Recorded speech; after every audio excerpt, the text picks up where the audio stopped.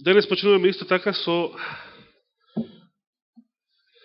нова страница од серијата Библиски проповеди. Ќе започнеме со апостолските проповеди од делата на апостолите.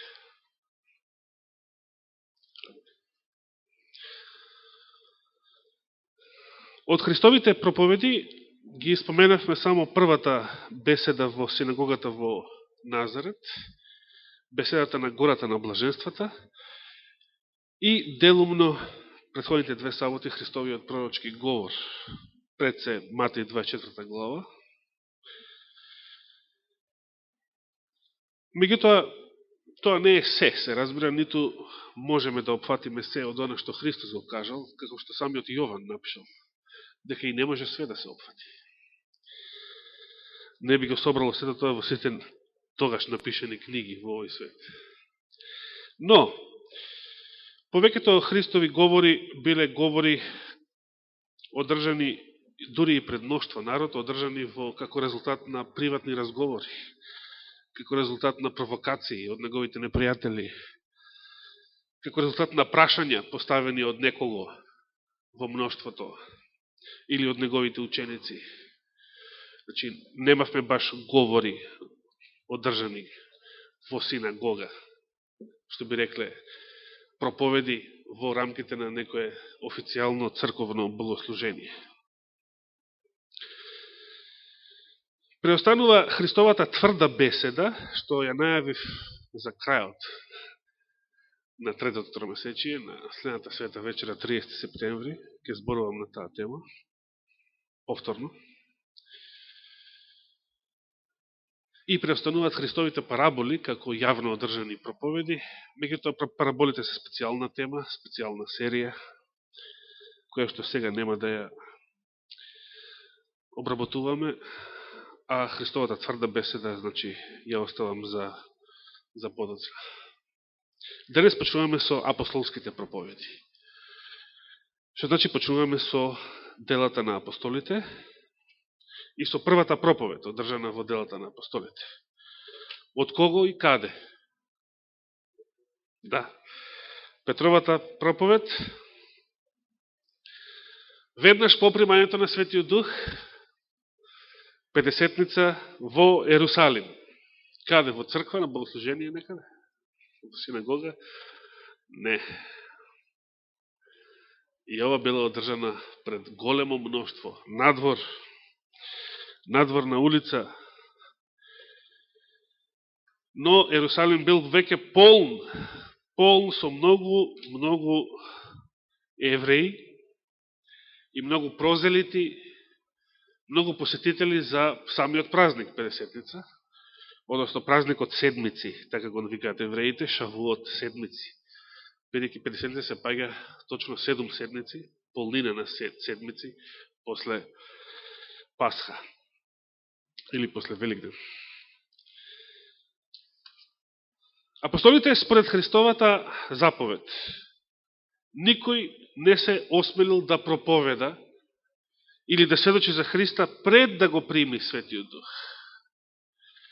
Пред да слезе Светиот Дух врз нив, ниту еден апостол никаде и никому не му проповедал. Зошто?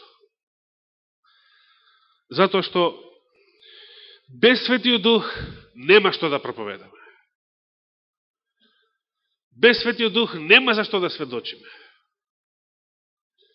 Без Светиот Дух целата вероисповед, целата религија представува шпанско село. Представува абстрактна именка, представува филозофија, представува теологија, дрмр и секакви други разноразни учители што постоеле низ овој свет, што апостол Павле сите нив ги сведува на едно: прапорец што звечи.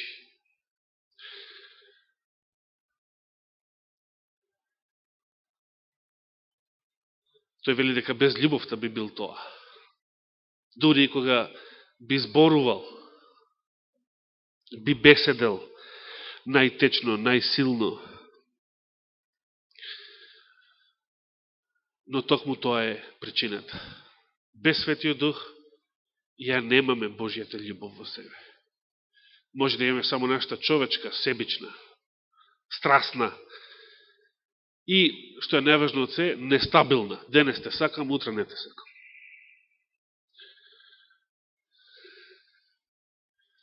Само со Светиот Дух ние можеме да го познаваме Господа.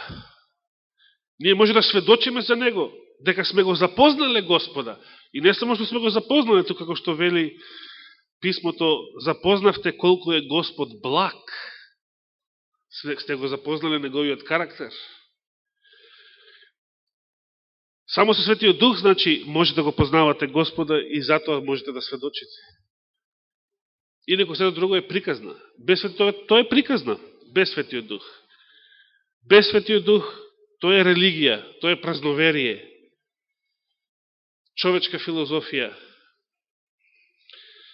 Така зборува и книжниците, така зборува и теолозите во еврејскиот народ, закониците. Сите тие зборуваа без Светиот Дух и затоа што така зборуваа,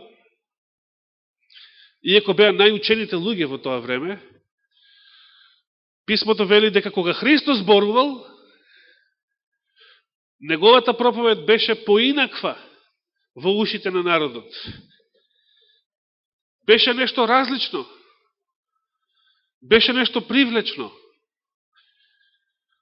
Бидејќи ги поучуваше како оној што има власт, а не како книжниците, значи не како теолозите, учените луѓе. Не знам дали имате представа колку беа учени еврејските учители. Современо ви кажував дека имав прочитано една книга за тоа како сите членови на Синедрионот, што во Христово време биле членови на Синедрионот, значи они што го осудиле Христа, беа кој од кој поучени луѓе, не само за познавањето на верата, на законот, теологија и така натаму, тука беа луѓе што ја познаваа физиката, што ја познаваа анатомијата на човечкото тело како никој друг во нивно време. Беа луѓе кои што се разбираа од секоја област, зборуваа по неколку странски јазици од тоа време.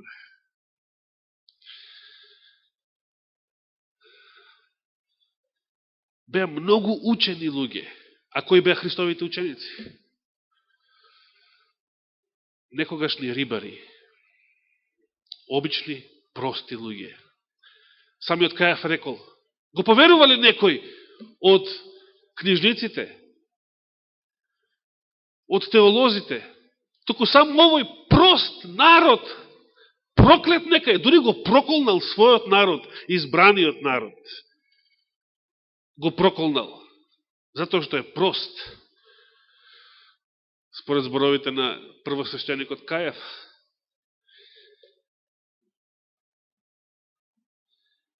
Меѓутоа, овие 12 повеќето рибари, не мора сите, не биле сите се. Но, значи, кој од кој?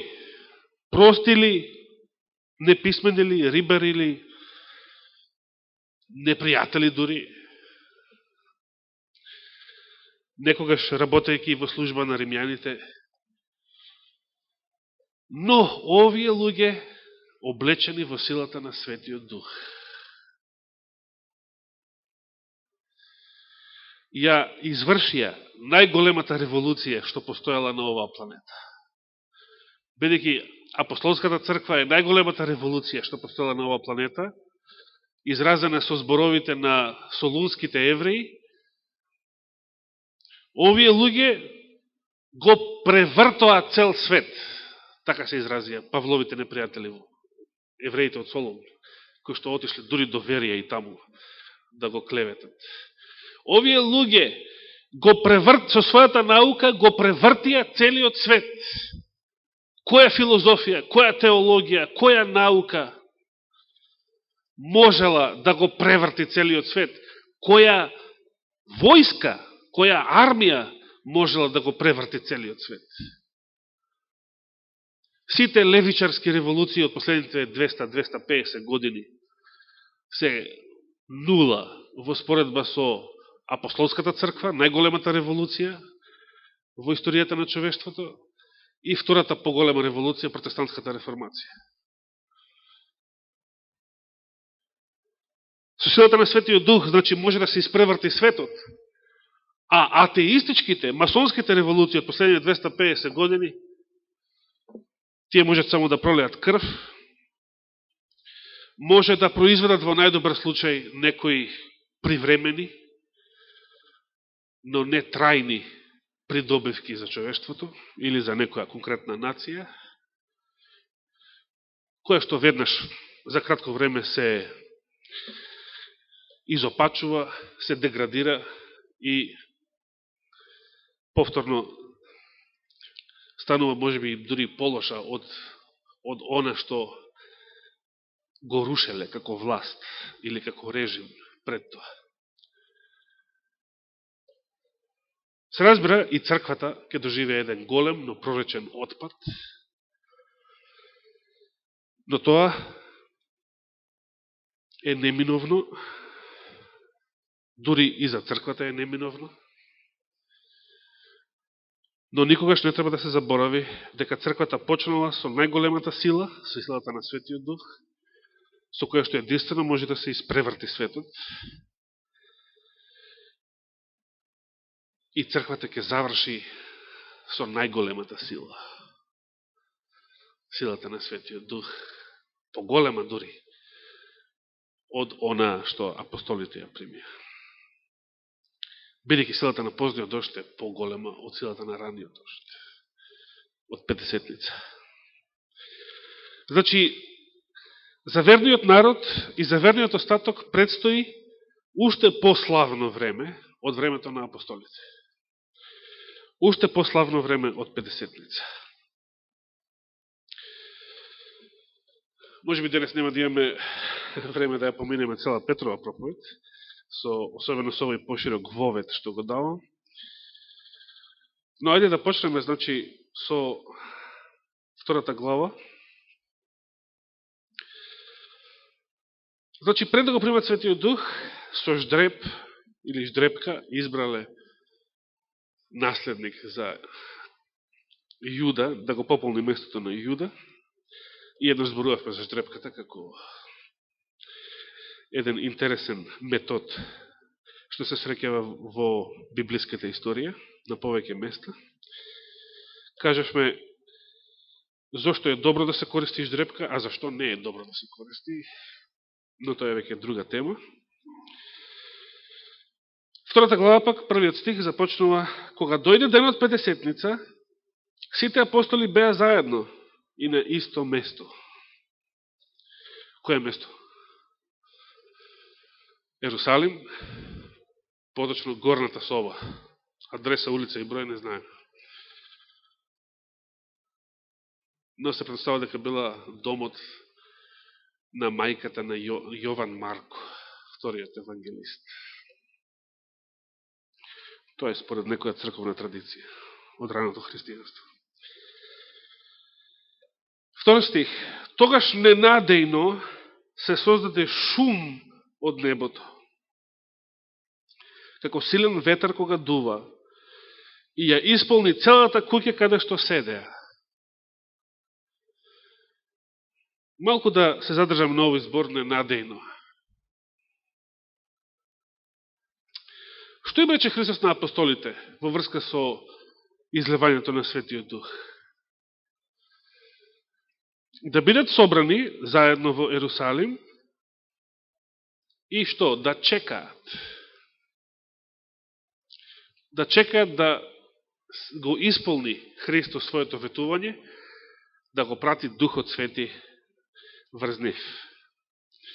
Дали, додека се уште бил на земјата, дали Христос им рекол на учениците кога ќе им го прати Светиот Дух?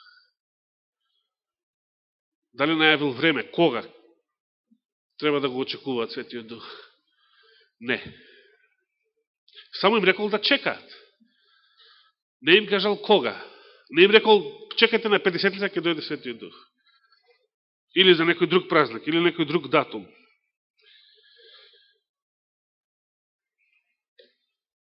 Дали учениците можеле да знаат дека, иако не им било кажано од Христова уста, дали можеле да имаат некакво сознание дека 50-ница е може би денот кога тоа ќе се случи?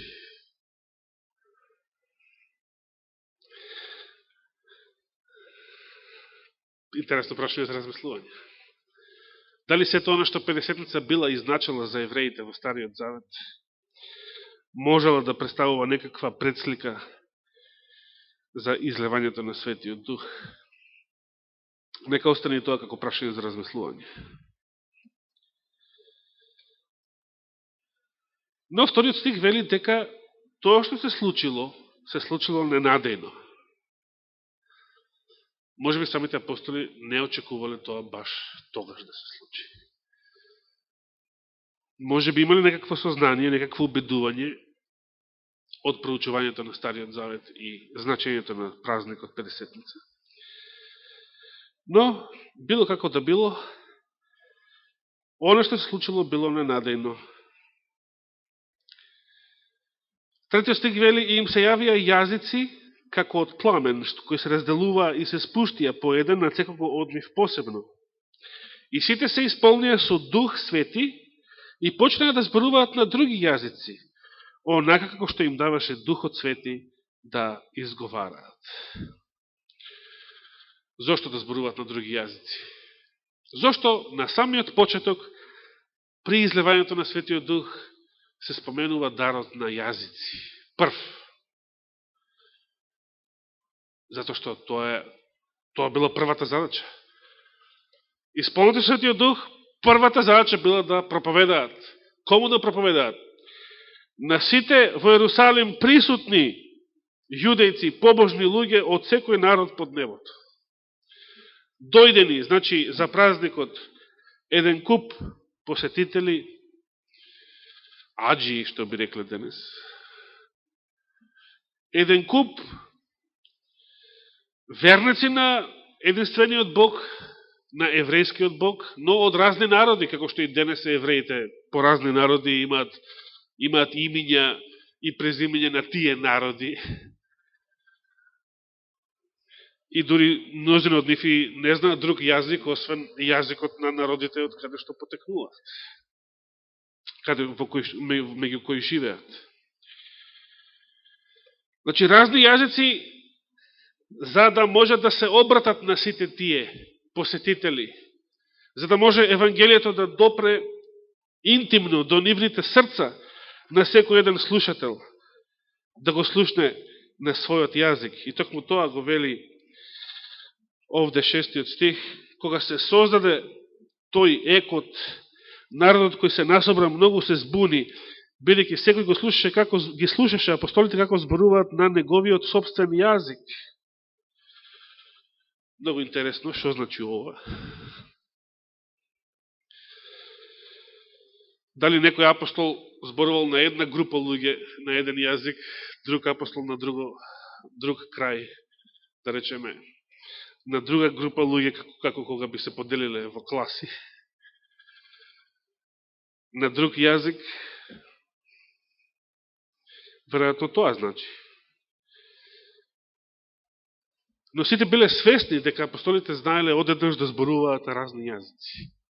Овие неуки, овие неписмени, овие рибари, одеднаш од Светиот Дух стана рамни, ако не и подобри, од најучените евреи, членови на Синедрионот, кои што некои од нив, значи, беа толку учени, што меѓу другото зборува и разни странски јазици. Седмиот стих вели, сите вџашени и восхитени истовремено, говореа, овие што зборуваат, зар не се сите галилејци, што други зборови прости луѓе? Галилеја била провинција.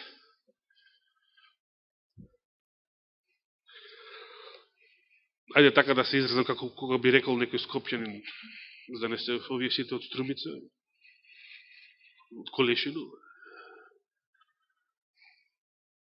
или од порече таму.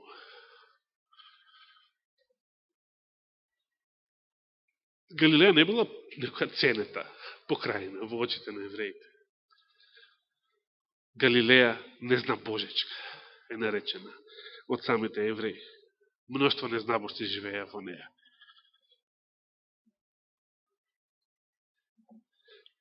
Зарем не се овие луѓе галилејци? Зарем не се сите галилејци? Кој беше единствениот од Христовите ученици што не беше галилеец, што беше јудеец? Јуда, и самото лично име, се поклопува со Јудеја. Па како тогаш слушаме секој од нив да зборува на нашиот мајчин јазик?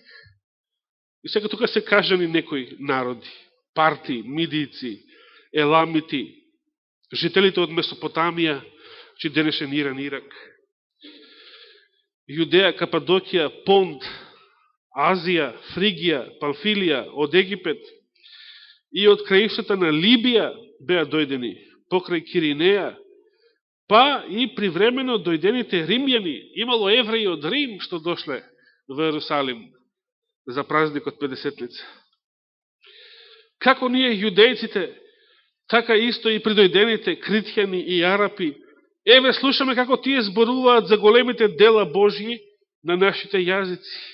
Сите се чудеа и во недоумение се зборува еден со друг, што ли ќе биде ова? А други, подсмевајки се, велеа, се напиле со сладко вино. Секогаш има вакви. И тогаш имало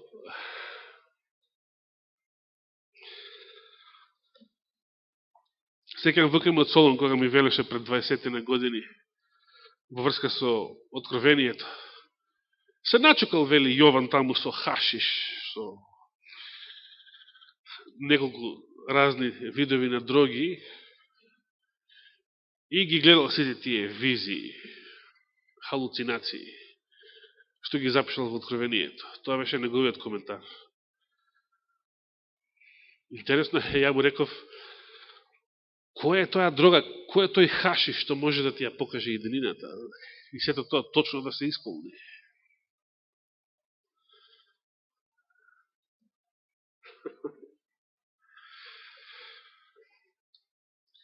На овие луѓе би можел да им се каже, кој е тоа вино, кое што кога ќе се напиеш, ќе прозбориш на француски јазик, на кинески јазик,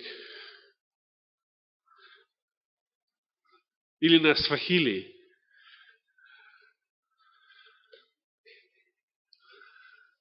Има ли такво вино? Се разбира, тие се посмеваа на овој начин. И самите, веројатно, не мислеле озбилно, кога го велеле тоа.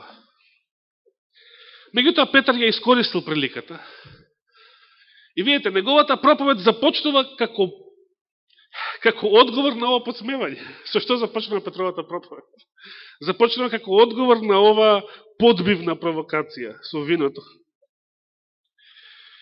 Тогаш Петар стана со 11, го подигна гласот свој и им рече: луѓе јудејци и вие сите што живеете во Ерусалим, знаете го ова и внимателно слушнете ги моите зборови. Овие луѓе не се пијани како што мислите вие, зашто е третиот час од денот. И ден денес велат дека на Сабајле не се пие.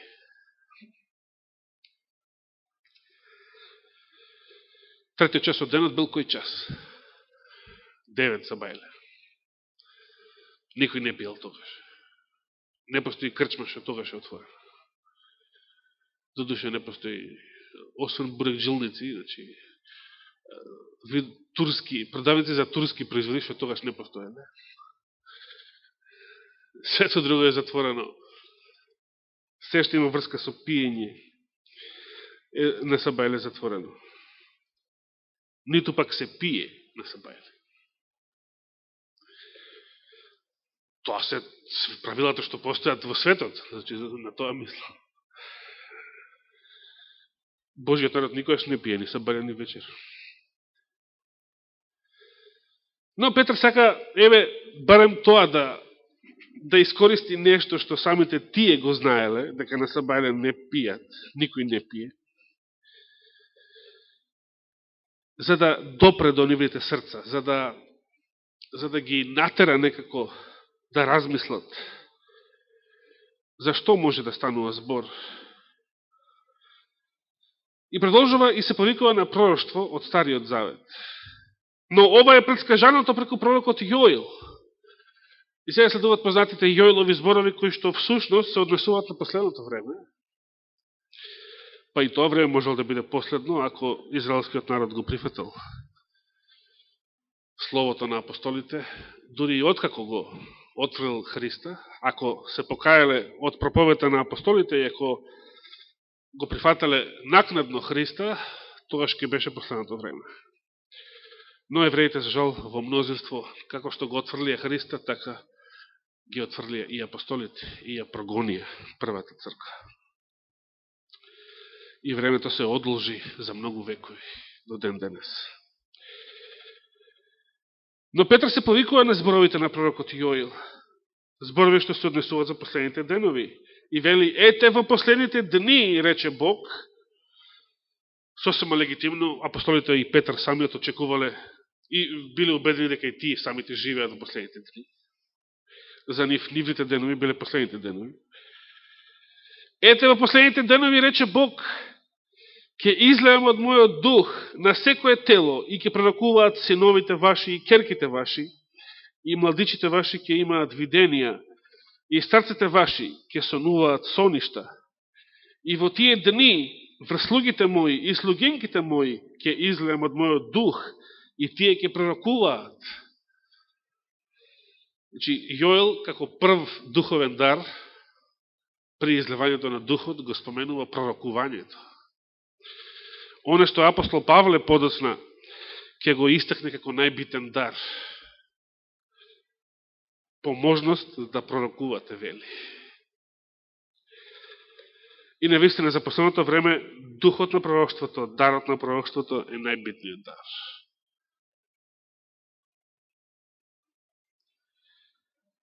Продолжувајќи го цитатот од Јоила, Петар рекол: и ќе покажам чудеса на небесата и знаци долу на земјата, крв и оган и чад. И знаците што ги споменавме минатата сабота.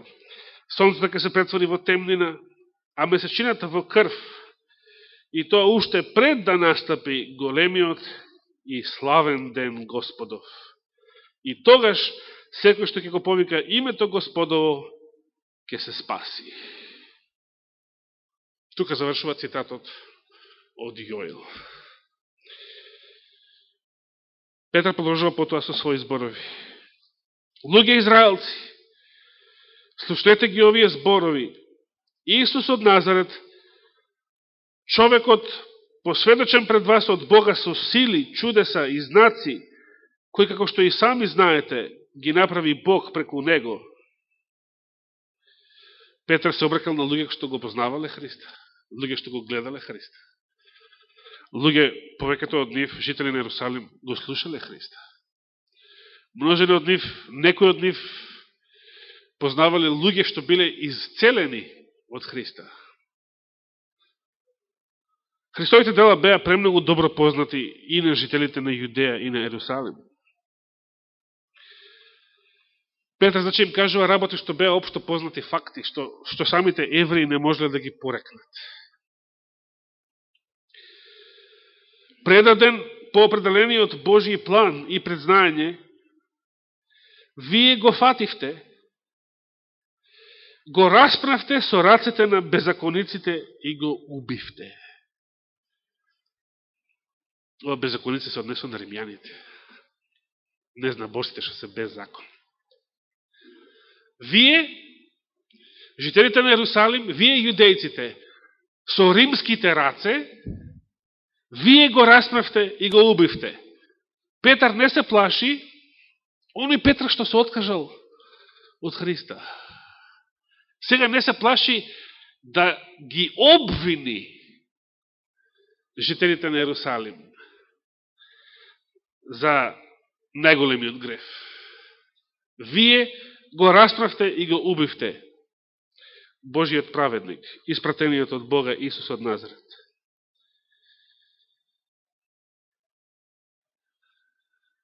Меѓутоа целта не е да обвини за да осуди, туку да обвини за да предизвика покаяние. И затоа сега веднаш преминува на воскресението. Но Бог го воскресна. Го знаеле ова ерусалимци? Се разбира. Парите на свештениците, за да римските војници лажат, биле напразно инвестирани.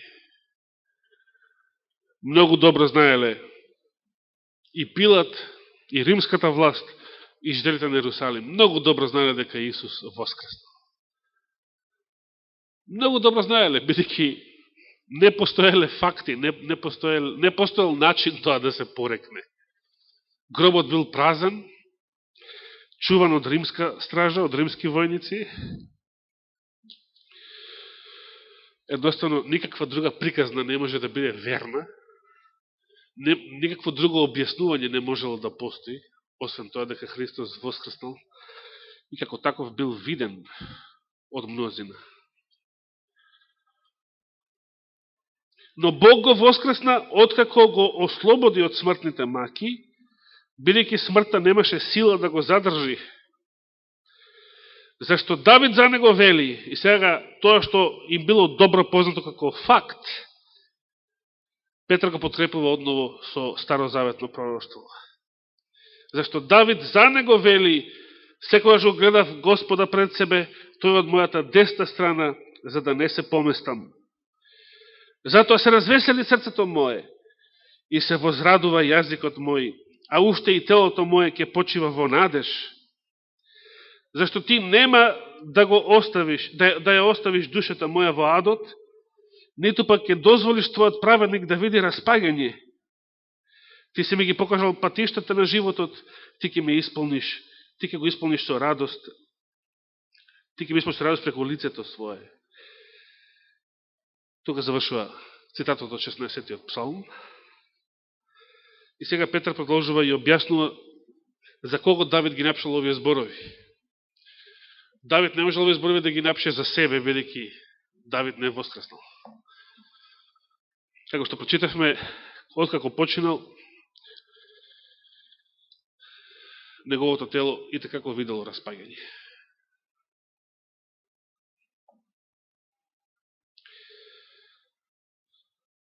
Мажи, браќа, нека ми е дозволено да ви зборувам слободно за прататкото наш Давид, дека тој умре и беше погребан, и гробот негов е меѓу нас се до денешниот ден. Денес луѓето не знаат каде се наоѓа Давидовиот гроб. Но во тоа време евреите многу добро знаеле каде се наоѓа.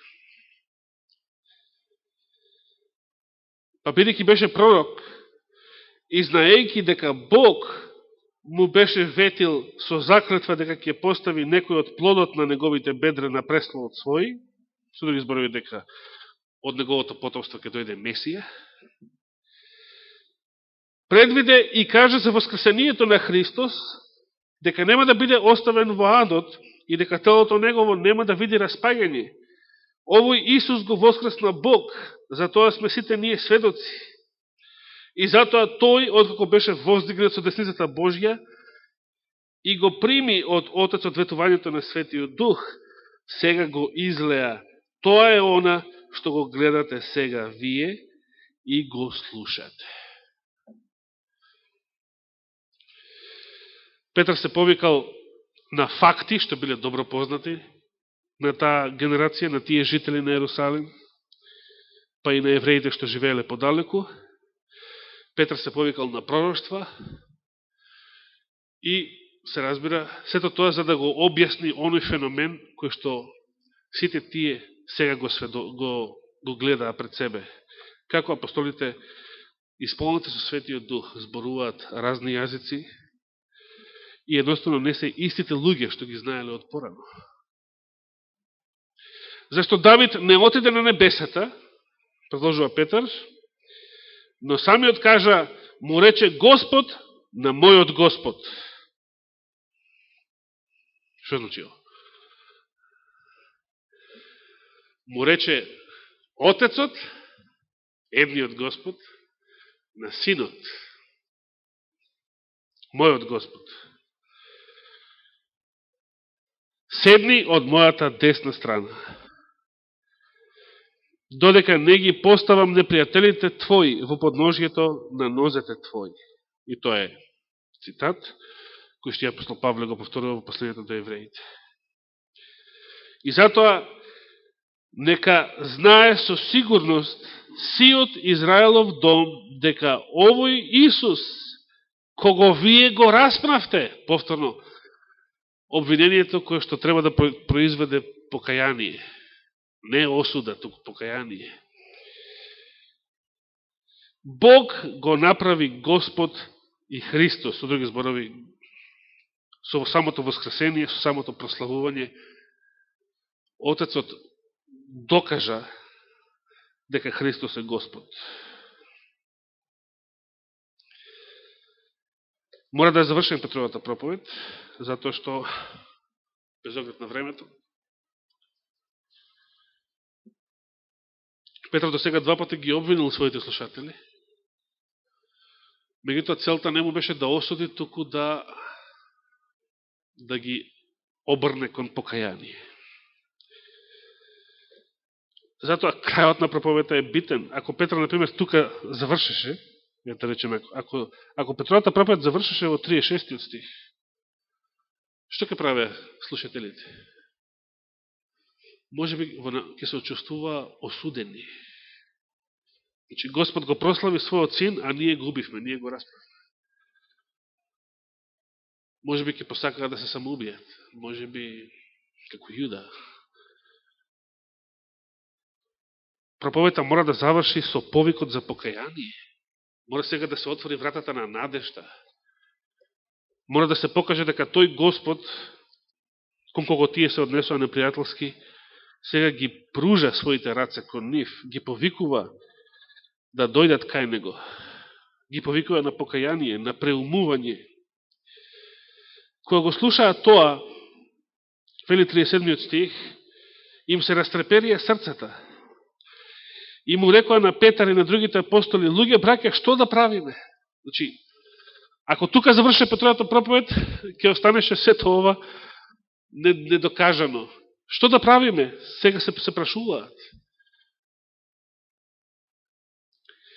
А Петар им рече: покајте се и секој од вас да се крсти во името на Исус Христос за простување на гревовите и тогаш ќе го примите дарот на Светиот Дух, зашто вам ви припаѓа ова ветување и на вашите деца и на сите што се далеку, што ќе ги повика Господ нашиот Бог.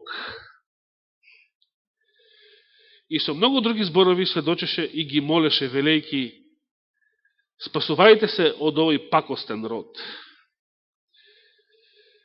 Значи, Петровата проповед имало многу други зборови што не се запишани. Но битното беше кажано и битното е запишено.